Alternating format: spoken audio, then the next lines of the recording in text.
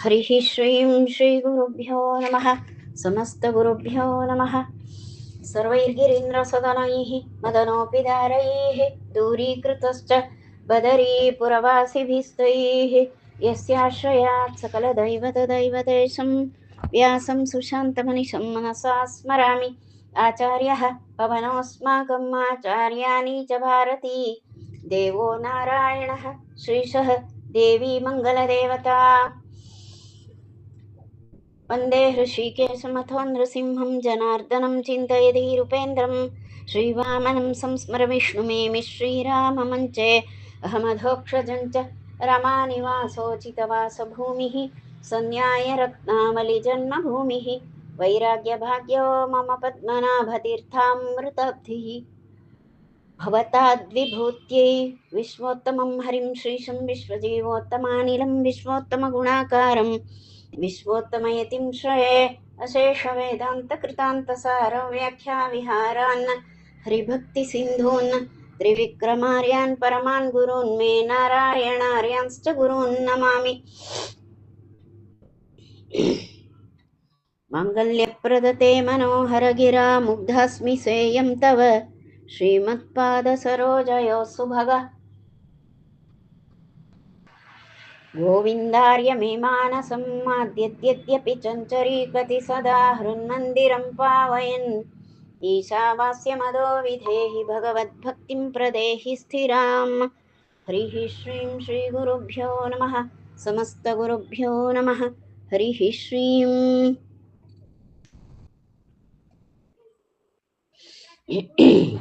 ಶ್ರೀಮನ್ಮಧ್ವವಿಜಯ ಮಹಾಕಾವ್ಯದಲ್ಲಿ ನಾವೀಗ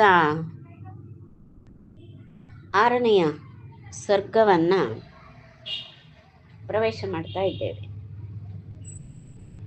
ಇದರಲ್ಲಿ ಈಗಾಗಲೇ ಪಯಸ್ವಿನಿ ನದಿ ತೀರದ ಒಂದು ದೇವಸ್ಥಾನದಲ್ಲಿ ಪೂರ್ಣಪ್ರಜ್ಞರು ಬೀಡು ಬಿಟ್ಟಿದ್ರು. ಆ ಯಾವ ಮಹಾಲಿಂಗೇಶ್ವರ ದೇವಸ್ಥಾನಕ್ಕೆ ಅನೇಕ ಜನ ಜಿಜ್ಞಾಸುಗಳೆಲ್ಲ ಬಂದು ಸೇರಿದ್ರು. ಇವರ ಮಾತು ಕೇಳಬೇಕು, ಇವರಿಂದ ಸಾಕಷ್ಟು ತತ್ವಜ್ಞಾನವನ್ನು ಪಡೆಯಬೇಕು ಎನ್ನುವ ಆಶೆಯಿಂದ ಬಂದವರು ಬಹುಮಂದಿ ಇದ್ರು. ಅದರೊಟ್ಟಿಗೆ ಇವರೊಟ್ಟಿಗೆ ಪ್ರಶ್ನೆ ಮಾಡುವುದು, ಇವರನ್ನ ಗೆಲ್ಲಬೇಕು ಎನ್ನುವಂತಹ ಅಪೇಕ್ಷೆ. ಯಾಕೆ ಅಂದರೆ ಅವರೆಲ್ಲ ಹಿರಿಯ ವಿದ್ವಾಂಸರು, ಹಿರಿಯ ವಯಸ್ಸು, ಸಾಕಷ್ಟು ಅಧ್ಯಯನದ ಅನುಭವ, ಅಧ್ಯಾಪನದ ಅನುಭವ, ಬಹು ವಿದ್ಯಾರ್ಥಿಗಳಿಗೆ ಕಲಿಸಿದ ಅನುಭವ ಎಲ್ಲ ಇದ್ದವರು. ಹಾಗಾಗಿ ಇವರಿನ್ನೂ ಸಣ್ಣ ವಯಸ್ಸಿನವರಲ್ಲ. ಹಾಗಾಗಿ ಇವರನ್ನ ಬಹಳ ಸುಖರವಾಗಿ ಗೆದ್ದು ಬಿಡಬಹುದು ಎನ್ನುವಂತಹ ಆಶೆಯಿಂದ ಬಂದವರಾಗಿತ್ತು. ಆಚಾರ್ಯರು ಮತ್ತೇನು ವಿಚಾರ ಮಾಡಲಿಲ್ಲ. ಯಾರು ಹೇಗೆ ಅನ್ನುವುದು ಸಂದರ್ಭಗಳೇ ಚೆನ್ನಾಗಿ ಪ್ರಕಾಶಿಸ್ತದೆ. ಯಾವ ಸಂದರ್ಭದಲ್ಲಿ ಜನರು ಹೇಗೆ ನಡೆದುಕೊಳ್ತಾರೆ ಅನ್ನೋದು, ಅವರ ಮನಸ್ಸು ಮಾತು ಎಲ್ಲ ಹೇಗೆ ಪ್ರಕಾಶವಾಗ್ತದೆ ಅನ್ನೋದು ಗೊತ್ತಾಗ್ತದೆ. ಯಾರು ಏನು ಹೇಳೋ ಅಗತ್ಯವೇ ಇಲ್ಲ, ತೋರಿಸಿಕೊಳ್ತಾರೆ, ತಮ್ಮ ಯೋಗ್ಯತೆಯನ್ನು ತೋರಿಸಿಕೊಳ್ತಾರೆ ಜನ. ಹಾಗಾಗಿ ಇವರನ್ನು ಕೆಣಕುವುದು, ಇವರನ್ನು ಸೋಲಿಸಲಿಕ್ಕೆ ಅಂತ ಬಂದವರು ಎಲ್ಲರಿಗೂ ಅವಕಾಶವನ್ನು ಕೊಟ್ಟಿದ್ರು ಅಷ್ಟೆ. ಆಗ ಋಗ್ವೇದದ ಸೂಕ್ತವನ್ನ ಅರ್ಥ ಬಿಡಿಸಿ ತಿಳಿಸಿಕೊಡ್ಬೇಕು ಅಂತ ಒಬ್ಬ ಹಿರಿಯರು ಪ್ರಾರ್ಥಿಸಿಕೊಂಡ್ರು. ಅದಕ್ಕೆ ತಕ್ಕ ಹಾಗೆ ಆಚಾರ್ಯರು ಸಸ್ವರವಾಗಿ ಸೂಕ್ತವನ್ನ ಪಠನೆ ಮಾಡಿ ಅದರೆಲ್ಲ ಅರ್ಥಗಳನ್ನೆಲ್ಲ ಬಿಡಿಸಿ ಹೇಳಿದರು. ವೇದವನ್ನ ಹೇಗೆ ಹೇಳಬೇಕೋ ಅದೇ ರೀತಿ ಹೇಳಿದವರು ಆಚಾರ್ಯರು. ಎಲ್ಲರಿಗೂ ಪರಮಾನಂದ ಆಯಿತು. ಯಾಕೆಂದರೆ ಅಷ್ಟು ಸುಸ್ವರವಾಗಿ, ಯಾವುದೇ ತಪ್ಪಿಲ್ಲದೆ ಅಷ್ಟು ಸರಿಯಾಗಿ ಎಷ್ಟು ಚಂದವಾಗಿ ಹೇಳ್ತಾರಲ್ಲ ಅದನ್ನು ಕೇಳಿ, ಮತ್ತು ಅದರ ಅರ್ಥವಿವರಣೆ, ಅಪೂರ್ವ ಅರ್ಥವಿವರಣೆ. ಹಿಂದೆಂದು ಅಪೂರ್ವ ಅಂದ್ರೇನು, ಪೂರ್ವದಲ್ಲಿ ಈ ಮೊದಲಿಗೆ ಕೇಳದ ಅರ್ಥವನ್ನು ಈಗೆಲ್ಲ ಕೇಳಿಸಿಕೊಂಡಂತಾಯಿತು.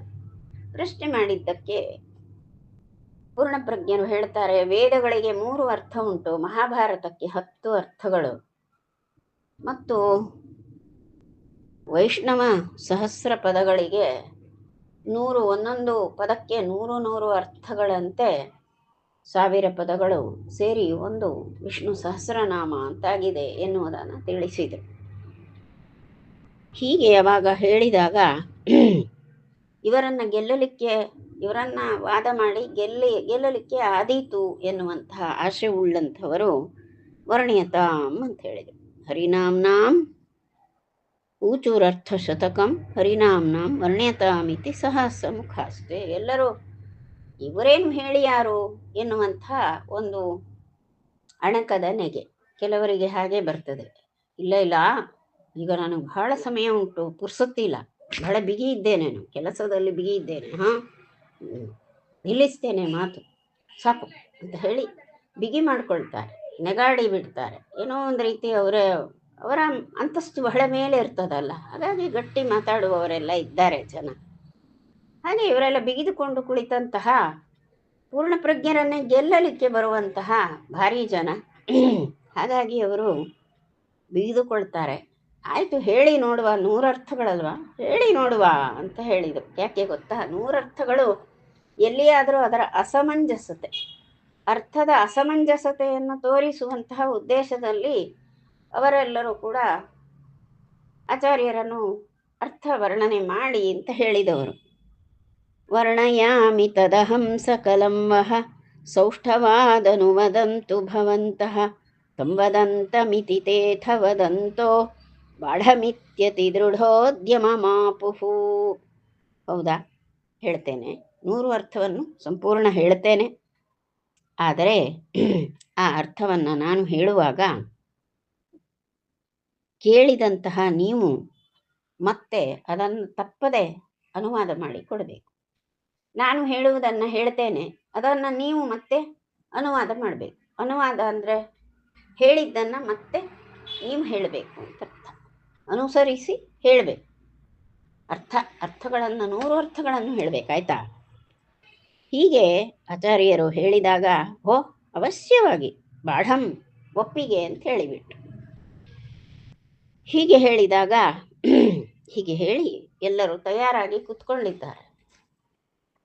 ಪ್ರತ್ಯಯ ಪ್ರಕೃತಿ ಸಂಗಮ ಭಂಗೀಂ ಶಬ್ದಶಾಸ್ತ್ರ ವಿಹಿತಾಂ ಪ್ರತಿದರ್ಶ್ಯ ಶುದ್ಧಧೀಹಿ ಶ್ರುತಿ ಶಿರಶ್ಚತ ಸಿದ್ಧಾನ್ ಅಭ್ಯಧಾತ್ ಸಪದಿ ವಿಶ್ವಪದಾರ್ಥಾನ್. ಪ್ರಾರಂಭಕ್ಕೆ ವಿಶ್ವ ಅನ್ನುವ ಪದ ಬರ್ತದೆ. ವಿಶ್ವಂ ವಿಷ್ಣು ಅಂತ ಮುಂದೆ ಹೋಗುವಂಥದ್ದು. ವಿಶ್ವ ಶಬ್ದವೇ ಪ್ರಥಮದಲ್ಲಿ ಪಠಿಸಲ್ಪಟ್ಟಂತಹ ನಾಮ. ಸಹಸ್ರನಾಮದಲ್ಲಿ ಪರಮಾತ್ಮನ ಸಹಸ್ರ ರೂಪಗಳುಂಟು. ಸಹಸ್ರ ರೂಪಗಳಿಗೆ ಸಹಸ್ರ ನಾಮಗಳನ್ನು ಇರಿಸಿರುವಂಥದ್ದು. ಒಂದೊಂದು ನಾಮಕ್ಕೂ ಕೂಡ 100 ಅರ್ಥಗಳು ಉಂಟು. ಹೀಗೆ ಪರಮಾತ್ಮನನ್ನು ಆ ರೂಪ ಧ್ಯಾನಿಸ್ತಾ, ಅಂದರೆ ಆ ರೂಪವನ್ನು ಧ್ಯಾನಿಸಲಿಕ್ಕೆ ನಮಗೆ ಬರುವುದಿಲ್ಲ, ಹೌದು, ಆದರೆ ಎಲ್ಲ ನಾಮಗಳನ್ನು ಹೇಳುವಾಗ ಅಷ್ಟು ರೂಪವುಳ್ಳವ ಹರಿ ಎನ್ನುವಂಥ ಭಾವದಲ್ಲಿ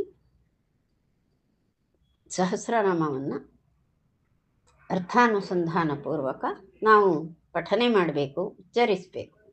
ಎಲ್ಲ ಶಬ್ದಗಳ ಅರ್ಥ ಎಲ್ಲರಿಗೂ ತಿಳಿಯುವುದಿಲ್ಲ.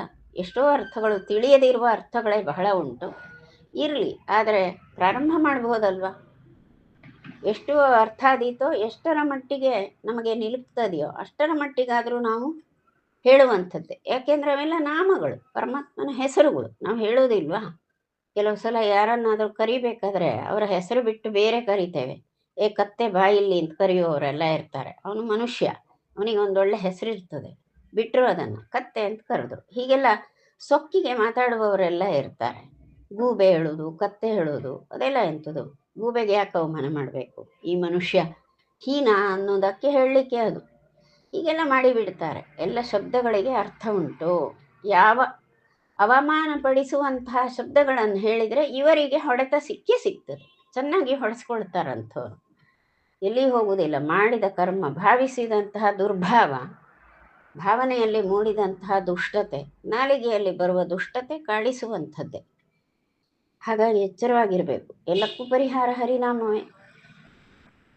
ಹೇಳಲಿಕ್ಕೆ ಶುರು ಮಾಡ್ತಾರೆ. ಹೇಗೆ ಶುರು ಮಾಡಿದರು ಆಚಾರ್ಯರು? ಹೇಳುವಾಗ ಪ್ರತಿಯೊಂದು ಪದಕ್ಕೂ ಕೂಡ ಅದರ ಪ್ರಕೃತಿ, ಪ್ರತ್ಯಯ ಅವೆರಡು ಸೇರುವಂಥದ್ದು. ಹೇಗೆ ಅದರ ಸಂಗಮನ ಆಗ್ತದೆ ಎಲ್ಲ ಅರ್ಥವನ್ನು ಹೇಳೋದು. ಅಂದರೆ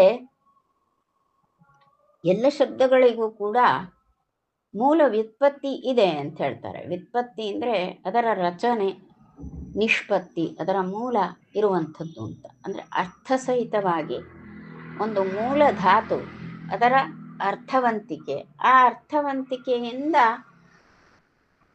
ಸಿದ್ಧ ಆದಂತಹ ಆ ರೂಪ, ಆ ನಾಮಪದದ ರೂಪ ಇರ್ತದೆ. ಅದು ಅರ್ಥವಂತಿಕೆ ಇದೆ ಅಲ್ವಾ, ಆ ಅರ್ಥವತ್ವವನ್ನು ಜನರ ಮುಂದೆ ಇಡುವುದು, ಅದಕ್ಕೆ ಪ್ರತ್ಯಯಗಳನ್ನು ಸೇರಿಸುವುದು. ಸಾಮಾನ್ಯ ಪ್ರಥಮ ವಿಭಕ್ತಿಯಲ್ಲಿಯೇ ರಾಮ ಅನ್ಬೇಕಾದ್ರೆ ರಾಮ ಅಂತ ಶಬ್ದ ಇದೆ, ಅದಕ್ಕೆ ರಾಮ ಅಂತ ಹೇಳೋದು. ಮೂಲ ರಾಮ ಅಷ್ಟೇ ಇದೆ, ಅದರ ಮೇಲೆ ರಾಮ ಅಂತ ತಯಾರು ಮಾಡಿ ಸಿದ್ಧಪಡಿಸಿದಂತಹ ರೂಪ. ಹಾಗಾದ್ರೆ ಆ ರಾಮ ಶಬ್ದಕ್ಕೆ ಮೂಲ ಉಂಟು, ಅದಕ್ಕೆ ಧಾತು ಇರ್ತದೆ, ಆ ಧಾತುವಿನಿಂದ ರಾಮ ಶಬ್ದ ಆಗ್ತದೆ. ರಮಧಾತು ಅಂತ ಹೇಳ್ತಾರೆ. ಹೀಗೆ ರಮಧಾತು ಅದು ಹೀಗೆ ಆ ಶಬ್ದಗಳನ್ನು ಹೇಳಿ ಅದರ ಮೂಲ ಧಾತುವನ್ನು ಹೇಳಿ ಆ ಮೂಲ ಧಾತುವಿಗೆ ಪ್ರತ್ಯಯಗಳು ಹಚ್ಚಿ ಅದನ್ನು ನಾಮಪದದ ಮೂಲ ರೂಪಕ್ಕೆ ತಂದು ಅಲ್ಲಿಂದ ಅದಕ್ಕೆ ಪ್ರತ್ಯಯ ಹಚ್ಚಿ ಮತ್ತೆ ಪ್ರಥಮ ವಿಭಕ್ತಿಯನ್ನು ಮಾಡುವಂಥದ್ದು. ಅಂದರೆ ಈಗ ಇದು ಇಷ್ಟೆಲ್ಲ ಅದಕ್ಕೆ ಜೋಡಣೆಗಳು, ಕೆಲವು ಕತ್ತರಿಸುವಂಥದ್ದು ಇರ್ತದೆ, ಕೆಲವು ಜೋಡಿಸುವಂಥದ್ದು ಇರ್ತದೆ. ಹೀಗೆಲ್ಲ ಮಾಡುವಾಗ ಅವೆಲ್ಲವೂ ಕೂಡ ಅರ್ಥವತ್ತ, ಹೀಗೆ ಅರ್ಥವಿಲ್ಲದ್ದ ಅರ್ಥ ಉಳ್ಳದ್ದ ಅಂತ ಪ್ರಶ್ನೆ. ಅರ್ಥ ಉಳ್ಳದ್ದು ಅಂತ ಆಚಾರ್ಯರು ಹೇಳಿದ್ರು. ಅದಕ್ಕಾಗಿ ಪ್ರತ್ಯಯಗಳು ಮೂಲ ರೂಪಕ್ಕೆ ಪ್ರಕೃತಿ ಅಂತ ಹೆಸರು. ಅವೆಲ್ಲಕ್ಕೂ ಅರ್ಥವನ್ನು ಬಿಡಿಸಿ ಆಚಾರ್ಯರು ಹೇಳ್ತಾರೆ. ಹೀಗೆ ಅತ್ಯಂತ ತಿಳಿಯಾಗಿ ಸ್ವಚ್ಛವಾಗಿ ಆ ವಿಶ್ವಶಬ್ದದ ಅರ್ಥಗಳನ್ನೆಲ್ಲ ಬಿಡಿಸಿ ಅದಕ್ಕೆ ಅರ್ಥಗಳನ್ನು ಹೇಳುವ ವಿಶ್ವ ಪದಕ್ಕೆ ಅರ್ಥ ಬಿಡಿಸುವಾಗ ಉಪನಿಷತ್ತುಗಳನ್ನೆಲ್ಲ ತೆಗೆದುಕೊಂಡು ಉಪನಿಷತ್ತಿನ ಅರ್ಥ ವಿಶ್ವಶಬ್ದದಲ್ಲಿ ಕೂಡಿರುವಂಥದ್ದನ್ನು ತಿಳಿಸ್ತಾರೆ. ಅದಕ್ಕೆ ಶ್ರುತಿಶಿರ ಶತ ಸಿದ್ಧ ಅಂತ ಹೇಳಿದರು. ಶ್ರುತಿಶಿರ ಅಂದರೆ ಉಪನಿಷತ್ತು ಅಂತ ಅರ್ಥ. ಆ ಉಪನಿಷತ್ತಿನ ಶತಸಿದ್ಧ 100 ಅರ್ಥಗಳಿಂದ ಅಲ್ಲಿ ಅರ್ಥ ಹೊಂದಿಸಿ ಹೇಳಿಬಿಟ್ರು. ನಾವೆಲ್ಲ ಹೇಳುವಾಗಾದರೆ ಹೇಗೋ ಹೇಳುವುದಲ್ಲ, ಮತ್ತೆ ಯಾವುದೋ ಒಂದು ಶಬ್ದವನ್ನು ಕೆಲವರೆಲ್ಲ ಒಡೆತಾರೆ, ಪದವನ್ನು ಒಡೆಯುವಾಗ ಎಲ್ಲೆಲ್ಲ ಒಡೆದು ಹಾಕ್ತಾರೆ. ಅದೊಂಥರ ಹೊಡೆತ ಕೊಟ್ಟು ಒಡೆಯೋದು, ಹಾಗೆ ಒಂದು ಗೊಂಬೆಯನ್ನು ಒಡೆದಂಗೆ ಮಾತಾಡ್ತಾರೆ. ಹಾಗೆ ಮಾಡಲಿಕ್ಕಿಲ್ಲ. ಅರ್ಥವತ್ವವನ್ನು ಕೂಡಿಸಿ ಹೇಳುವಂಥದ್ದು. ಅಲ್ಲಿ ಆ ಅರ್ಥವತ್ವಕ್ಕೆ ಏನೂ ವ್ಯತ್ಯಾಸ ಮಾಡಬಾರ್ದು, ಸರಿಯಾದ ಅರ್ಥವನ್ನು ಕೂಡಿಸಿಯೇ ಹೇಳಬೇಕು, ಎಲ್ಲೆಲ್ಲಿಯೋ ಒಡೆಯೋದಂತಲ್ಲ. ಹಾಗೆ ಸೂಜಿ ಮೇಣ ರೀಗೆ ಅಂತಲ್ಲ, ಮೇಣ ಸೂಜಿ ರೀಗೆ ಅಂತ ಹಾಗೆಲ್ಲ ಮಾಡಲಿಕ್ಕಿಲ್ಲ, ಸರಿಯಾಗೇ ಹೇಳಬೇಕು. ಆಚಾರ್ಯರಂತೂ ಅವರು ಸರ್ವಜ್ಞರೇ. ಹೀಗಾಗಿ ಉಪನಿಷತ್ತೆಲ್ಲ ಅವರಿಗೆ ಸದಾಕಾಲ ಜಾಗೃತವಾಗಿರುವಂಥದ್ದು ಮನಸ್ಸಿನಲ್ಲಿ. ಅದನ್ನೆಲ್ಲ ಹೇಳಿದರು. ಮತ್ತು ವ್ಯಾಕರಣದಲ್ಲಿ ನಾನು ಹೇಳಿದ್ದು ಆ ಪ್ರಕೃತಿ ಪ್ರತ್ಯಯ ಅಂತ ಹೇಳಿದ್ನಲ್ಲ, ಅದೆಲ್ಲ ವ್ಯಾಕರಣ ಭಾಗ. ಅವುಗಳನ್ನೆಲ್ಲ ಹೇಳುವಾಗ ಎಲ್ಲಕ್ಕೂ ಕೂಡ ಅರ್ಥ ಉಂಟು, ಆ ಅರ್ಥಗಳನ್ನೆಲ್ಲ ಬಿಡಿಸಿ ಹೇಳುವಾಗ ಒಟ್ಟು ಪರಮಾತ್ಮನ ಒಂದು ಸರ್ವೋತ್ತಮತ್ವ ನಮಗೆ ಗೊತ್ತಾಗ್ತದೆ. ಪರಮಾತ್ಮನ ಸರ್ವೋತ್ತಮತ್ವವನ್ನು ಸಾರಿ ಹೇಳುವಂತಹ ಪದ ಆಗ್ತದೆ ಯಾವುದು? ವಿಶ್ವಶಬ್ದ. ಇದು ಒಂದೇ ಇಲ್ಲಪ್ಪ, ಇದು ಒಂದು ಇನ್ನೂ 999 ಪದಗಳು ಉಂಟು, ಎಲ್ಲವೂ ಹಾಗೆ ಉಂಟು ಅಂತ ಶುರು ಮಾಡಿದರು ಆಚಾರ್ಯರು. ಯಾವದರ್ಥ ಶತಕಂ ನ ವಿಶಂಕಃ ಸಂತತೋಕ್ತಿ ಕೃತಪೂಪುರದೇಶಃ ವರ್ಣಿತಾವಧೃತಿ ದುರ್ಬಲ ಚಿತ್ತಾಃ ತಾವದಾಕುಲ ಹೃದೋಹ್ಯಭವಂಸ್ತೆ. ಆಚಾರ್ಯರು ತಡೆ ಇಲ್ಲ ಮಾತಾಡುವಾಗ. ನಾನೀಗ ಓದುವಾಗ ತಡೆದಿದ್ದೆ ಅಲ್ವಾ. ತಿಳಿದ ಶ್ಲೋಕ, ಎಷ್ಟೋ ಬಾರಿ ಓದಿದಂತಹ ಶ್ಲೋಕ, ಮತ್ತೆ ಓದುವಾಗ ತಡೆಯುವುದು ಯಾಕೆ ತಡಿಸ್ತದೆ? ನೋಡಿ, ನಮ್ಮಲ್ಲಿ ಎಷ್ಟು ದೋಷ ಉಂಟಲ್ವ ಉಚ್ಚಾರದಲ್ಲಿ. ಈ ದೋಷ ಇಲ್ಲದಿದ್ದರೆ ಆಚಾರ್ಯರ ಮಾತು ಅಷ್ಟೆ, ಆಚಾರ್ಯರ ಉಚ್ಚಾರ. ಆಚಾರ್ಯರು ಯಾವದರ್ಥ ಶತಕಂ ನ ವಿಶಂಕಃ. ಆಚಾರ್ಯರು ಎಲ್ಲಿಯೂ ಕೂಡ ಇದರ ಅರ್ಥ ಏನೋ ಹೇಗೆ ಹೇಳೋದು ಇಂಥದ್ದೆಲ್ಲ ಏನೂ ಇಲ್ಲ.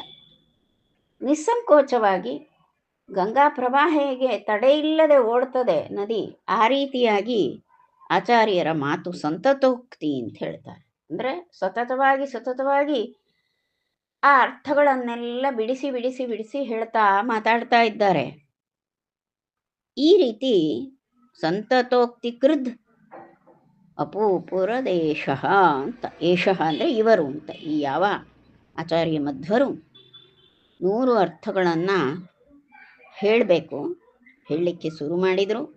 ಅದರಲ್ಲಿ ತಡೆ ಇಲ್ಲ, ತನ್ನಿಷ್ಟಕ್ಕೆ ತಾನೇ ತಡೆ ಇಲ್ಲದೆ ಆರಾಮ್ನಲ್ಲಿ ಅರ್ಥಗಳನ್ನು ಬಿಡಿಸಿ ಬಿಡಿಸಿ ಹೇಳ್ತಾರೆ. ಎಣಿಸಿಕೊಳ್ಳುವವರು ಎಣಿಸಿಕೊಳ್ತಾರೆ. 1 2 3 100ರವರೆಗೆ ಬರ್ತಾ ಉಂಟು. ಕೇಳುವವರಿದ್ದಾರಲ್ಲ, ಇನ್ನೇನು 100 ಅರ್ಥಗಳನ್ನು ಹೇಳಿ ಮುಗಿಸ್ಬೇಕು. ಅಷ್ಟರೊಳಗಾಗಲೇ ಕೇಳುವವರಿಗೆ ಸುಸ್ತಾಯ್ತು. ಕೇಳುಗರಿಗೆ ಅಂದಾಜಿರಲಿಲ್ಲ, ಇವ್ರು 100 ಅರ್ಥ ಹೇಳಿ ಬಿಡ್ತಾರೆ ಅನ್ನೋ ಅದು ಅಂದಾಜಿಲ್ಲ. ಏನೋ ಹೇಳ್ತಾರಪ್ಪ, ಭಾರಿ ಬುಸ್ ಬುಸ್ ಅಂತ ಪಂಪ್ ಹೊಡೆದಂಗೆ ಮಾಡ್ತಾರಲ್ಲ, ಬಲೂನಿಗೆ ಗಾಳಿ ಹೊಡೆದಂಗೆ ಮಾತಾಡ್ತಿರ್ತಾರೆ, ಬಹಳ ಚೆನ್ನಾಗಿದೆ ಅಂತ. ಅಷ್ಟೇ, ಆ ಲೆಕ್ಕಕ್ಕೆ ನೋಡುವ, ಏನಾದರೂ ತಪ್ಪು ಮಾಡಿಯೇ ಮಾಡ್ತಾರೆ. ತಪ್ಪನ್ನು ಹಿಡಿದು ಹಾಕ್ತೇವೆ, ನಿಮಗೇನು ಬರುವುದಿಲ್ಲ ಅಂತ ಮಾಡ್ತೇವೆ ಅಂತ ಇಷ್ಟಕ್ಕೆ ಕಾದು ಕುಳಿತಂತಹ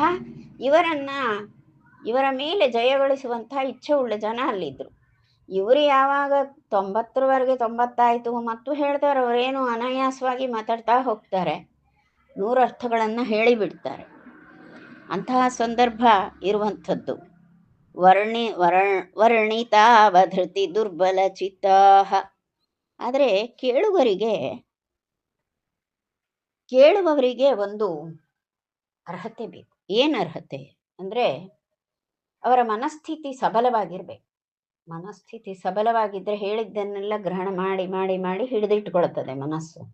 ಅಯ್ಯೋ ಯಾರಿಗೆ ಬೇಕಪ್ಪ ಇದೆಲ್ಲ ಅಂತ ತಾತ್ಸಾರ ಭಾವದಲ್ಲೋ ಅಥವಾ ಉದಾಸೀನರಾಗಿಯೋ ಕುಳಿತಾಗ ಯಾವುದೂ ತಲೆಗೆ ಹಿಡಿಯುವುದಿಲ್ಲ. ಇವರೆಲ್ಲ ಗಮನ ಇಟ್ಟು ಕೇಳಿಸಿಕೊಳ್ತಾ ಇದ್ದಾರೆ, ಒಳ್ಳೆ ಲಕ್ಷ್ಯ ಕೊಟ್ಟು ಕೇಳಿಸಿಕೊಳ್ತಿದ್ದಾರೆ. ಆದರೂ ಕೂಡ ಆಚಾರ್ಯರು ವಿವರಿಸುವಷ್ಟು ಅರ್ಥಗಳನ್ನು ಗ್ರಹಿಸುವುದಕ್ಕೆ ಅವರಿಗೆ ಬಲ ಸಾಕಾಗಲಿಲ್ಲ, ಮನೋಬಲ ಬುದ್ಧಿಬಲ ಸಾಕಾಗಲಿಲ್ಲ. ಹಾಗಾಗಿ ಆಚಾರ್ಯರ ಮಾತು ಮುಂದೆ ಹೋಗ್ತಾ ಇದೆ. ತಾವದಾಕುಲ ಹೃದೋಹ್ಯ ಭವನ್ಸ್ತೆ. ತೇ ಅಂದರೆ ಅವರು, ಅವರೆಲ್ಲ ಅಭವನ್ನಾಗಿ ಬಿಟ್ರು. ಏನಾಗಿ ಬಿಟ್ರು? ಆಕುಲ ಹೃದಯ, ತೀರಾ ಆತಂಕ ಹೊಂದಿದಂತಹ ಮನಸ್ಥಿತಿಯನ್ನು ಹೊಂದಿದ್ರು. ಅಂದರೆ ಒಳ್ಳೆ ಮನಸ್ಸಿನಲ್ಲೆಲ್ಲ ಆತಂಕ, ಏನೋ ಒಂದು ಮನಸ್ಸಿನಲ್ಲಿ ಕ್ಷೋಭೆ. ಇದೆಂಥ ಮಾತಿನ ಶೈಲಿ, ನಾವೆಲ್ಲ ಹೀಗೆ ತಿಳಿಯಬಹುದಾ? ಮತ್ತೆ ಇದನ್ನು ವಾಪಸ್ ಹೇಳಬೇಕಲ್ಲ ಅವರಿಗೆ. ಅವರೇನೋ 100 ಅರ್ಥ ಹೇಳಿ ಸುಮ್ಮನಾಗ್ತಾರೆ. ಆಯಿತು ನೀವು ಹೇಳಿ ಅಂದರೆ ಎಲ್ಲಿ ಹೇಳಲಿಕ್ಕೆ ಸಾಧ್ಯ ಆಗ್ತದೆ? ಇದೆಂತ ಈ ರೀತಿ ಕಂಗಾಲು ಮಾಡ್ತಾ ಇದ್ದಾರೆ ಈ ಯತಿಗಳು ಅಂತ ಹೇಳಿ ಎಲ್ಲರೂ ಕಂಗೆಟ್ಟು ಕೂತ್ಕೊಂಡ್ರು, ಆ ಕೇಳುಗರು. ಹಾಗೆಯೇ ಅವರಿಗಾಗಲೇ ಏನೇನು ವರ್ಣಿಸಿದ್ದಾರೆ ಅದನ್ನೆಲ್ಲ ನೆನಪಿಟ್ಕೊಳ್ಬೇಕಾಯ್ತು. ಯಾಕೆಂದ್ರೆ ಹೇಳಬೇಕಲ್ಲ ಈಗ. ಅದಕ್ಕೆ ಏನು ಮಾಡಿದರು? ತಡ್ಕಾಡ್ತಾರೆ ಮನಸ್ಸಿನಲ್ಲಿ. ಎಷ್ಟು ಲಕ್ಷ ಕೊಟ್ಟು ಕೇಳಿದರೂ ಕೂಡ ವೇದಾಂತ ಅದು. ವೇದಾಂತದಲ್ಲಿ ಏನಾಗ್ತದೆ? ತತ್ವ ಸಹಿತವಾಗಿ ತತ್ವ ಕೂಡಿ ಬರ್ತದೆ. ಅರ್ಥಗಳನ್ನು ಹೇಳುವಾಗ ತತ್ವಾರ್ಥ ಕೂಡಿಯೇ ಬರ್ತದೆ. ಪ್ರತಿಯೊಂದು ಶಾಸ್ತ್ರಕ್ಕೂ ಕೂಡ ಆಯಾ ಶಾಸ್ತ್ರಗಳ ಪರಿಭಾಷೆ ಇರ್ತದೆ. ಆ ಪರಿಭಾಷಾನುಸಾರವಾಗಿ ವರ್ಣಿಸಿ ಹೇಳಬೇಕು. ಹಾಗಾಗಿ ಅಲ್ಲಿ ತಪ್ಪಿದರೂ ಹೋಯಿತು. ಹೀಗೆ ವೇದಾಂತದಲ್ಲಿರುವ ಪರಿಭಾಷೆ ಇಟ್ಕೊಳ್ಬೇಕು, ಸಾಧಾರಣ ಸಂಸ್ಕೃತದ ಅರ್ಥ ಗೊತ್ತಿರಬೇಕು, ವ್ಯಾಕರಣದಲ್ಲಿ ಬರುವಂತಹ ಪ್ರಕೃತಿ ಪ್ರತ್ಯಯದ ಅರ್ಥ, ಅದರ ರೂಪಗಳ ವ್ಯತ್ಯಾಸಗಳಾಗುವಂಥದ್ದು, ಅಲ್ಲಿ ಏನಾದರೂ ಮಹತ್ವದ ಅರ್ಥ ಸಿಗ್ತದೆಯಾ ಅದು ನೋಡಬೇಕು. ಎಲ್ಲಕ್ಕಿಂತ ಹೆಚ್ಚಾಗಿ ಉಪನಿಷತ್ತುಗಳ ಅನ್ವಯ ಆಗ್ತದೆ. ಉಪನಿಷದ್ ವಾಕ್ಯಗಳ ಅನ್ವಯ ಮಾಡಿ ಒಂದೊಂದು ಪದವನ್ನು ಹೇಳಬೇಕು. ಇಷ್ಟು ಹೇಳುವಾಗ 100 ಆಗ್ತದೆ. ಆದರೆ ಅಷ್ಟು ಗೊತ್ತಿರಬೇಕಲ್ಲ, ಹೇಳಲಿಕ್ಕೆ ಗೊತ್ತಿರಬೇಕಲ್ಲ. ತಕ್ಕ ಹೇಳ್ರಿ ಅಂತ ನಂಗೆ ಗಂಟು ಬಿದ್ದರೆ ನಾನು ಈಗಲೇ ಬರ್ಕೊಡ್ತೇನೆ, ನಾನು ಫೇಲ್. 100 ಅರ್ಥ ಅಲ್ಲ, 10 ಅರ್ಥವನ್ನು ಹೇಳಾರೆ. ಆದರೆ ಸರ್ವಜ್ಞ ನಮ್ಮ ಆನಂದ ತೀರ್ಥರು ಹೀಗಾಗಿ ಬಿಡಿಸ್ತಾ ಇದ್ದಾರೆ. ಇವರಿಗೆಲ್ಲ ಕಂಗಾಲಾಗಿ ಬಿಟ್ರು. ಹೇಗಪ್ಪ ಮರಳಿ ಇದನ್ನು ಹೇಗೆ ಒಪ್ಪಿಸುವುದು ಅಂತ ಆ ಪಯಸ್ವಿನಿ ಪ್ರದೇಶದ ಎಲ್ಲ ವಿದ್ವಾಂಸರಿಗೆ ಭಯ ಹುಟ್ಟಿತು ಮನಸ್ಸಿನಲ್ಲಿ. ಸಾಂಗವೇದ ಚತುರ ಇತಿಹಾಸೆ ಶಿಕ್ಷಿತಾಸು ಬಹವೋಪ್ಯತಿಧೃಷ್ಟಾ ನೈತದೀರಿತಮಹೋ ಜಗೃಹುಸ್ತೆ ವಿಶ್ವಸಂಕ್ಷಯ ಪಯೋಂಧು ಗಣಾವಾಂ. ಅಲ್ಲಿ ಇದ್ದಾರಲ್ಲ ಬಂದ ಜನರು ಎಂಥ ವಿದ್ವಾಂಸರು ಗೊತ್ತಾ? ಅವರಿಗೆ ಎಲ್ಲ ವೇದಗಳು ಗೊತ್ತು, ಚೆನ್ನಾಗಿ ವೇದಾಧ್ಯಯನ ಮಾಡಿದ್ದಾರೆ. ವೇದಗಳೊಟ್ಟಿಗೆ ವೇದಾಂಗಗಳು, 6 ಶಾಸ್ತ್ರಗಳು, ವೇದಾಂಗಗಳಾದ 6 ಶಾಸ್ತ್ರಗಳನ್ನು ಕೂಡ ಅರ್ಥ ಚೆನ್ನಾಗಿ ಅಧ್ಯಯನ ಮಾಡಿ ಒಳ್ಳೆ ಪಾಂಡಿತ್ಯ ಗಳಿಸಿಕೊಂಡಿದ್ದಾರೆ. ಇತಿಹಾಸವನ್ನು ಬಲ್ಲವರು, ಚೆನ್ನಾಗಿ ಬಲ್ಲವರು, ಮತ್ತೆ ಚೆನ್ನಾಗಿ ಕಲಿಸುವವರು, ಕಲಿತವರು ಕಲಿಸುವವರು. ಶಿಕ್ಷಿತಾಹ, ಹೀಗೆ ಚೆನ್ನಾಗಿ ಕಲಿತವರವರು ಕಲಿಸುವವರು ಹೌದು. ವರ್ಷದಲ್ಲಿ ವಯಸ್ಸಿನಲ್ಲಿ ಹಿರಿಯರಾದ್ದರಿಂದ ಸುಮ್ಮನೆ ಕೂತ್ಕೊಳ್ಳೋದಿಲ್ಲ. ವಿದ್ವತ್ತು ಗಳಿಸಿದ ಮೇಲೆ ಯಾರು ವಿದ್ವತ್ ಗಳಿಸ್ತಾರೆ ಅವ್ರು ಸುಮ್ಮನೆ ಕೂತ್ಕೊಳ್ಳೋದಿಲ್ಲ. ಒಂದಷ್ಟು ಹಾಳೆ ತಿರುವು ಹಾಕ್ತಾರೆ, ಅದೊಂದು ಕಲ್ತಿದ್ದೆ, ಇದೊಂದಿತ್ತು, ಅದೇನು ಇದೇನು ಅಂತ ಅದನ್ನೆಲ್ಲ ಓದ್ತಾ ಕೂತ್ಕೊಳ್ತಾರೆ. ಓದುವಾಗ ಸಾಕಷ್ಟು ಆ ಕಾಲ ಕಳೆದಂತೆ ಅವರು ಗಳಿಸಿದ ಜ್ಞಾನವೆಲ್ಲ ಚೆನ್ನಾಗಿ ಅದು ಮನಸ್ಸಿನಲ್ಲಿ ಊರಿ ಊರಿ ಪಾಕ ಆಗ್ತದೆ. ಹಾಗಾಗಿ ಎಲ್ಲ ತಿಳಿದವರೇ ಅವರು.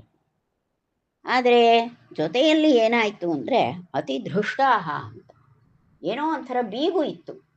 ಏನು ನಮಗೆ ಗೊತ್ತಿಲ್ವಾ, ಇಷ್ಟು ಗೊತ್ತಿಲ್ವಾ, ನಮಗೆಲ್ಲ ಗೊತ್ತಿದೆಯಪ್ಪ ಅಂತಾರಲ್ಲ, ಆ ಶೈಲಿಯವರು, ಆ ಮನೋಭಾವವು ಇದ್ದಿತ್ತು ಅವರ ಮನಸ್ಸಿನಲ್ಲಿ. ನೈತದು ನೈತದೀರಿತ ಮಹೋ ಜಗೃಹುಸ್ತೆ. ಹೀಗೆ ಆಚಾರ್ಯರ ಮಾತು ಮುಂದುವರೆಯಿತು. ಆದರೆ ಆಚಾರ್ಯರು ಹೇಳ್ತಾ ಹೋಗ್ತಾರೆ, ಅದನ್ನೆಲ್ಲ ಗ್ರಹಣ ಮಾಡಿ ಮನಸ್ಸಿನಲ್ಲಿ ಹಿಡಿದಿಟ್ಟುಕೊಳ್ಳಿಕ್ಕೆ ಆಗಲಿಲ್ಲ ಅವರಿಗೆ. ಎಷ್ಟು ಲಕ್ಷ ಕೊಟ್ಟರು ಕೂಡ ಕಂಗಾಲಾಗುವುದೇ ಹೆಚ್ಚಾಯಿತು ಬಿಟ್ಟರೆ ಆಚಾರ್ಯರು ಬಣ್ಣಿಸಿದ ಅರ್ಥಗಳನ್ನೆಲ್ಲ ತಮ್ಮೊಳಗೆ ತಾವು ಗ್ರಹಿಸಿ ಹಿಡಿದಿಟ್ಟುಕೊಳ್ಳಿಕ್ಕೆ ಆಗಲಿಲ್ಲ. ಹೀಗೆ ಏನಾಗಿ ಬಿಟ್ಟಿದೆ ಅಂದರೆ ವಿಶ್ವ ಸಂಕ್ಷಯ ಪಯೋಂಧು ಗಣಾವ ಅಂತ ಹೇಳ್ತಾರೆ. ವಿಶ್ವ ಸಂಕ್ಷಯ ಅಂದರೆ, ಸಂಕ್ಷಯ ಅಂದರೆ ಕ್ಷಯ ಅಂತ, ಕ್ಷಯ ಅಂದರೆ ಇಲ್ಲದೆ ಹೋಗುವುದು, ಅಭಾವ. ಎಂಥದದು ವಿಶ್ವ ಸಂಕ್ಷಯ ಅಂದರೆ ಇಡೀ ಬ್ರಹ್ಮಾಂಡವೇ ಮುಳುಗಿ ಹೋಗುವಂಥ, ನಾಶವಾಗುವ ಸ್ಥಿತಿ, ಪ್ರಳಯ ಕಾಲ. ಇಡೀ ಬ್ರಹ್ಮಾಂಡಕ್ಕೆ ಪ್ರಳಯ ಉಂಟಾಗುವಂತಹ ಕಾಲದಲ್ಲಿ ಪಯೋಂಧು, ಅಂಧು ಅಂದರೆ ಬಾವಿ, ಅಲ್ಲಿ ಬಾವಿಗಳು ಇಟ್ಟಿರ್ತೇವಲ್ಲ ಮನೆಗಳಲ್ಲೆಲ್ಲ, ಎಲ್ಲ ಮನೆಗಳಲ್ಲಿ ಬಾವಿ ಉಂಟು. ಆ ಬಾವಿಗಳೆಲ್ಲ ಏನುಂಟು, ಬಾವಿಗಳಲ್ಲಿ ಪ್ರಳಯ ಜಲ ತುಂಬುತ್ತದೆ. ಎಷ್ಟು ತುಂಬುತ್ತದೆ? ಇಡೀ ಬ್ರಹ್ಮಾಂಡವೇ ಮುಳುಗಿ ಎಲ್ಲ ಕಡೆ ಎಲ್ಲಿ ನೋಡಿದರೂ ಸಮುದ್ರವೇ ಆಗಿರ್ತದೆ. ಆಗ ಬಾವಿಗಳು ತುಂಬುವುದು ಉಂಟು. ಎಷ್ಟು ತುಂಬುತ್ತದೆ? ಅದರ ಸಾಮರ್ಥ್ಯಕ್ಕಷ್ಟೇ ತುಂಬುತ್ತದೆ, ಹೌದಾ? ಇಡೀ ಪ್ರಳಯ ಜಲವನ್ನೆಲ್ಲ ಒಂದು ಬಾವಿ ತುಂಬಿಕೊಳ್ಳುವುದಿಲ್ಲ, ತನ್ನ ಮಟ್ಟಕ್ಕೆ ಮಾತ್ರ ತುಂಬಿಕೊಳ್ತದೆ. ಹಾಗೆ ಪರಿಸ್ಥಿತಿ ಏನಾಗಿತ್ತು ಅಂದರೆ ಇವರೆಲ್ಲ ಅಷ್ಟು ಅತ್ಯಲ್ಪರು ಅಂತ. ಇಡೀ ಪ್ರಳಯ ಜಲವನ್ನು ಬಾವಿಗಳು ಹೇಗೆ ತುಂಬಿಕೊಳ್ಳಾರವೋ ಆ ರೀತಿಯಾಗಿ ಇವರೆಲ್ಲರೂ ಅತ್ಯಲ್ಪ ಮನೋಬಲವನ್ನು ಹೊಂದಿದವರಾಗಿತ್ತು. ದುರ್ಬಲ ಚಿತ್ತಾಹ ಅನ್ನೋದು ಮತ್ತೆ ಸ್ಪಷ್ಟ ಆಗ್ತದೆ. ಹೀಗಿತ್ತು ಪರಿಸ್ಥಿತಿ. ದೇವತಾ ಸ್ವಸುಲಭ ಪ್ರತಿಭಾತೆ ಮಾನುಷೇಷು ಚಪಲೇಷು ಕಥಾಕ ಕ್ಷಾಮ್ಯ ಸೌಮ್ಯ ಸಕಲಜ್ಞ ನಮಸ್ತೆ ತೇ ಬ್ರುವಂತ ಇತಿ ತಂ ಕಿಲ ನೇಮುಹು. ಸುಮ್ಮನಾಗಿ ಬಿಟ್ರು, ಈಗ ಬೇಡ ಇವರ ಹತ್ರ ಇರಲಾರದೆ ಅವ್ರ ಹತ್ರ ಹೋಗಿ ಸಾಕಷ್ಟು ಕೆಣಕಿ ತಾವೇನೋ ಬಲ್ಲವರು ಅಂತ ಕೂತ್ಕೊಂಡ್ರೆ ಆನಂದ ತೀರ್ಥರ ಮುಂದೆ ಏನು ಯಾರದ್ದು ಆಟ ನಡೆಯುವ ಹಾಗಿಲ್ಲ. ಹೀಗಾಗಿ ಅವರಿಗೆಲ್ಲ ಒಂದು ಪರಿಜ್ಞಾನ ಆಯಿತು ಸ್ವಾಮಿ, ದೇವತಾಸು ಅಸುಲಭ, ದೇವತಾ ಸ್ವಸುಲಭ ಅಂದರೆ ದೇವತಾಸು ಅಸುಲಭ ಪ್ರತಿಭಾತೆ. ನಿಮ್ಮ ಪ್ರತಿಭೆ ಎನ್ನುವಂಥದ್ದು ದೇವತಾ ಮಂಡಲದವರಿಗೆ ಸಿಗದು. ದೇವತಾ ಮಂಡಲದಲ್ಲಿಯೇ ಯಾರಿಗೂ ಲಭ್ಯವಾಗದಂತಹ ಪ್ರತಿಭೆ ನಿಮ್ಮದು, ದೇವತೆಗಳಿಗೆ ಲಭ್ಯವಾಗದಂತಹ ಪ್ರತಿಭೆ ಉಳ್ಳವರು ತಾವು. ಹೀಗಿರುವಾಗ ಮಾನುಷೇಷು ಚಪಲೇಶು, ತೀರ ಚಪಲಚಿತ್ತರಾದಂತಹ ಈ ಮನುಷ್ಯರ ಸ್ಥಿತಿ ಇನ್ನೇನಾದೀತು. ದೇವತೆಗಳೇ ನಿಮ್ಮ ಈ ಒಂದು ಪ್ರತಿಭೆಯನ್ನು ಕಂಡು ನಿಮ್ಮ ಪ್ರತಿಭೆಗೆ ಸರಿಸಾಟಿಯಲ್ಲ, ಇನ್ನೀ ಮನುಷ್ಯರ ಗಣದಲ್ಲಿ, ಮನುಷ್ಯ ಸಮೂಹದಲ್ಲಿ ಸಾಧ್ಯವಾ? ಚಪಲರು, ಮನುಷ್ಯರು ಅಂದರೆ ಚಂಚಲ ಬುದ್ಧಿ ಉಳ್ಳವರು ಅಂತ ಅರ್ಥ. ಇದ್ದಾರೆ ಒಳ್ಳೆ ವಿದ್ವಾಂಸರು, ಇಲ್ಲ ಅಂತಲ್ಲ, ಹಿರಿಯ ವಿದ್ವಾಂಸರು ಇರ್ಬೋದು. ಅವರನ್ನು ಮಾತಾಡಿಸಿದಾಗ ಏನು ಹೇಳ್ತಾರೆ? ನಮಗೇನು ಗೊತ್ತಿದೆ ಹೇಳಿ? ಎಂಥ ಉಪನಿಷತ್ತು, ಎಂಥ ಭಾಗವತ, ಎಂತಹ ಈ ರುಕ್ಮಿಣೀಶ ವಿಜಯವೋ ಅಥವಾ ಈ ಯಾವ ಮಧ್ವವಿಜಯವೋ ಹೀಗೆಲ್ಲ ಉಂಟು. ಕಾವ್ಯಗಳು ಉಂಟು. ಇವೆಲ್ಲ ವೇದಾಂತ ಕಾವ್ಯಗಳು ಉಂಟು. ಹೀಗೆಲ್ಲ ಇರುವಾಗ ನಮಗೇನು ಗೊತ್ತಿದೆ ಅಂತ ಮತ್ತೆ ಕೇಳ್ತಾರೆ. ಮಹಾವಿದ್ವಾಂಸರು ಮತ್ತೆ ಸಾಮಾನ್ಯರಲ್ಲ ಅವರು. ಚತುಶಾಸ್ತ್ರ ಪಂಡಿತರು ಅಂತಾರೆ. ಅನೇಕ ಒಳ್ಳೆ ವಿದ್ವತ್ ಪ್ರೌಢಿಮೆ ಉಳ್ಳವರೇ ತಲೆ ತಗ್ಗಿಸ್ತಾರೆ. ಯಾಕೆಂದ್ರೆ ವಿದ್ಯೆ ದೊಡ್ಡದು, ನಾವು ಕಲಿತವರು ಸಣ್ಣವರಲ್ವ. ಹಾಗೆ ಶಾಸ್ತ್ರ ಹಿರಿದು. ಕ್ಷಾಮ್ಯ ಸೌಮ್ಯ ಸಕಲಜ್ಞ ನಮಸ್ತೆ. ನಿಮಗೆ ನಮ್ಮ ನಮಸ್ಕಾರ ಇರಲಿ ಸೌಮ್ಯರೇ, ನಿಮಗೆ ನಾವು ನಮಸ್ಕಾರ ಮಾಡ್ತೇವೆ. ಸೌಮ್ಯ ಅಂದರೆ ಅನೇಕ ಅರ್ಥ ಇದೆ, ಹೇಳ್ತೇನೆ. ಸೌಮ್ಯ ಕ್ಷಾಮ್ಯ, ನಮಗೆಲ್ಲ ನಮ್ಮನ್ನೆಲ್ಲ ಕ್ಷಮಿಸಬೇಕು. ನಾವು ತೀರಾ ಚಪಲ ಬುದ್ಧಿಯಿಂದ ಮನುಷ್ಯರಾದಂತಹ ನಾವು ಸಹಜವಾಗಿ ಮನುಷ್ಯ ಚಾಪಲ್ಯ ಉಂಟಲ್ವಾ, ಹಾಗಿರುವವರಿಗೆ ಏನು ನಿಮ್ಮ ಪ್ರತಿಭೆ ಅವರಿಗೆ ಎಟುಕುವಂಥದ್ದ ಸಾಧ್ಯ ಇಲ್ಲ ಅಲ್ವಾ. ಈಗ ಈ ಕ್ಷಣದಲ್ಲಿ ನಮ್ಮೆಲ್ಲರನ್ನು ಸೌಮ್ಯರಾದಂತಹ ತಾವು ಸಕಲಜ್ಞ ಅಂದರೆ ಸರ್ವಜ್ಞರಾದಂತಹ ಎಲ್ಲ ಬಲ್ಲಂತಹ ನೀವು ನಮ್ಮನ್ನು ಕ್ಷಮಿಸಿ.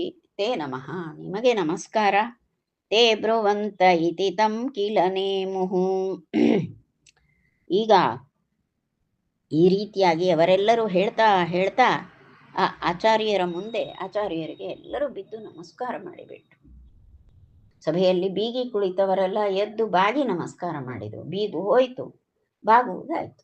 ಇಂತಹ ಒಂದು ಆ ವಿಷ್ಣು ಸಹಸ್ರನಾಮದ ಒಂದು ವಿಶ್ವ ಪದಾರ್ಥಕ್ಕೆ ಈ ರೀತಿಯ ಸ್ಥಿತಿ ಆಯಿತು ಅಂತ ಹೇಳ್ತಾರೆ.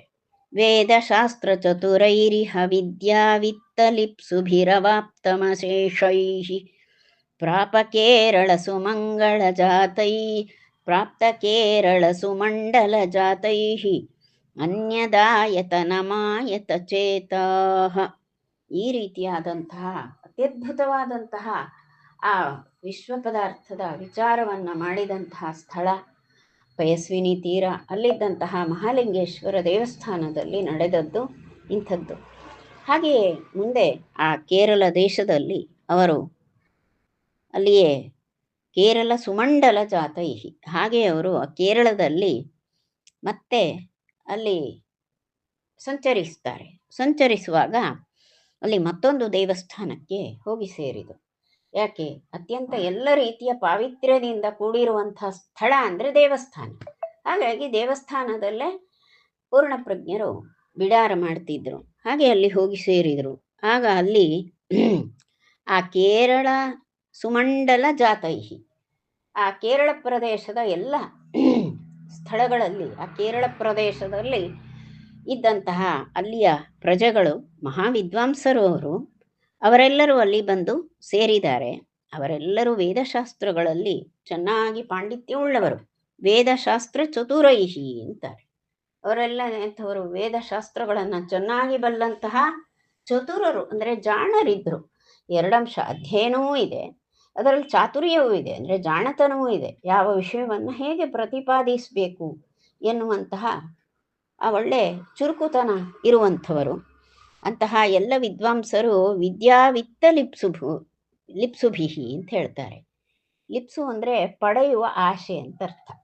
ಅವರಿಗೆ ಮತ್ತು ಜ್ಞಾನ ಸಂಪಾದನೆ ಮಾಡುವಂತಹ ಇಷ್ಟ. ಈಗಾಗಲೇ ವೇದಾಧ್ಯಯನ ಶಾಸ್ತ್ರಾಧ್ಯಯನ ಮಾಡಿ ಒಳ್ಳೆ ತಜ್ಞರಾಗಿದ್ದಾರೆ. ಮತ್ತು ವಿದ್ಯೆಯನ್ನು ಲಭಿಸಿ ಲಾಭ ಮಾಡಿಕೊಳ್ಬೇಕು, ವಿದ್ಯಾಲಾಭವನ್ನು ಮಾಡಿಕೊಳ್ಬೇಕು ಅನ್ನುವ ಇಚ್ಛೆ ಉಳ್ಳವರು. ವಿತ್ತಲಿಪ್ಸು ಅಂತ ಹೇಳ್ತಾರೆ. ವಿತ್ತಲಿಪ್ಸು ಅಂದರೆ ವಿತ್ತ ಅಂದರೆ ಹಣ, ಸಂಭಾವನೆ. ಸ್ವಾಮಿಗಳಿದ್ದವರು ಏನು ಮಾಡ್ತಾರೆ? ಸಂಭಾವನೆಯನ್ನು ಕೊಡ್ತಾರೆ. ವಿದ್ವಾಂಸರು ಹೋದರೆ ಸಂಭಾವನೆಯನ್ನು ಕೊಟ್ಟು ಬಿಡ್ತಾರೆ. ಹಾಗೆ ಯಾವಾಗಲೂ ಅಷ್ಟೆ, ಯಾವ ಮಠಕ್ಕೆ ಹೋದರೂ ಕೂಡ ಕಡಿಮೆ ಆಯಿತು ಮತ್ತೆ ಸಂಕೋಚದಲ್ಲಿ ಕೊಡ್ತಾರೆ. ಕಡಿಮೆ ಆಯಿತು ತಗೊಳ್ಳಿ ಅಂತ ಹೇಳಿಯೇ ಕೊಡ್ತಾರೆ ಸ್ವಾಮಿಯವರು. ಇದು ವಿದ್ವತ್ ಸಂಭಾವನೆ ಎನ್ನುವಂಥದ್ದು ಆ ಎಲ್ಲ ಯತಿಗಳು ಮಾಡುವಂಥದ್ದು. ಅಂತಹ ಬಹುಜನ ಆ ಕೇರಳ ಮಂಡಲದಲ್ಲಿ ಇದ್ದಂತಹ ವಿದ್ವಾಂಸರು ಅವರೆಲ್ಲ ತುಂಬಿರುವಂತಹ ಆ ಒಂದು ಅನ್ಯದಾಯತನ, ಅಂತಹ ಒಂದು ದೇವಾಲಯ, ಆ ದೇವಸ್ಥಾನಕ್ಕೆ ಆಯತ ಚೇತಾಹ, ಈ ನಮ್ಮ ಪೂರ್ಣಪ್ರಜ್ಞರು ಹೋಗಿ ಸೇರಿದರು ಅಂತ ಇಷ್ಟು ವಿಷಯವನ್ನು ಹೇಳ್ತಾರೆ. ಇಲ್ಲಿ ನಾನು ಸೌಮ್ಯ ಅನ್ನೋ ಒಂದು ಪದವನ್ನು ಹೇಳ್ತಿದ್ದೆ, ಅಲ್ಲೇ ನಿಲ್ಲಿಸಿದ್ದೆ. ಸೌಮ್ಯ ಅಂದರೆ ಅತ್ಯಂತ ಸುಂದರನಾದವ ಅಂತ ಅರ್ಥ. ಸೌಮ್ಯ ಅಂದರೆ ಸೌಮ್ಯ ಗುಣವೂ ಉಂಟು, ಸೌಮ್ಯ ಶಬ್ದಕ್ಕೆ ಸುಂದರ ಅಂತ ಅರ್ಥ. ಕೇಶವದೇವರನ್ನ ಚನ್ನಕೇಶವ ಅಂತ ಹೇಳ್ತೇವಲ್ವಾ, ದೇವರಿಗೆ ಕೇಶವದೇವರಿಗೆ ಚನ್ನಕೇಶವ ಅಂತ ಹೇಳೋದು. ಸಂಸ್ಕೃತದಲ್ಲಿ ಸೌಮ್ಯ ಕೇಶವ ಅಂತಾರೆ. ಸೌಮ್ಯ ಅಂದ್ರೇನು? ಚಂದ ಅಂತ ಅರ್ಥ ಅಷ್ಟೆ. ಸೌಮ್ಯ ಕೇಶವ, ಚಂದ ಕೇಶವ, ಚನ್ನಕೇಶವ ಅಂತ ಹೇಳೋದು. ಹಾಗೆ ಆ ಅರ್ಥದಲ್ಲಿ ಇಲ್ಲಿ ಇವರು ಚಂದವಾಗಿಯೇ ಇರುವವರಲ್ಲ, ಹಾಗಾಗಿ ಚಂದವಾಗಿ ಇರುವವರು, ಪ್ರೀತಿಯವರು ಅಂತ ಆ ಸೌಮ್ಯ ಶಬ್ದ ಉಪಯೋಗಿಸ್ಬೇಕಾದ್ರೆ ಬಹಳ ಪ್ರೀತಿಯವರಿಗೆ ಹೇಳೋದು. ಹಾಗಾಗಿ ಸೌಮ್ಯ ಅನ್ನೋ ಪದವನ್ನು ಇಲ್ಲಿ 10ನೇ ಶ್ಲೋಕದಲ್ಲಿ ಹೇಳಿದರು. ತರ್ಕತಂತ್ರ ಕುಶಲಾನಪಿ ಪುಂಸಃ ಚಕ್ರರೀತಿ ಬತಸೋಯ ಮಮಾನಾನ್ನ ಮಾನಮಾನಮಯತೀಹ ಕಥನ್ನೋ ನೈಷ ಮಂಡಲ ಭುವಾಂ ನಮಿ ಸಮಿತಾನಾಂ ಎನ್ನುವಂತಹ 12ನೇ ಶ್ಲೋಕ. ಈಗ ನಾವು 11 ಶ್ಲೋಕ ಪೂರೈಸಿದ್ದೇವೆ. ಬ್ರಹ್ಮಾರ್ಪಣಮಸ್ತು.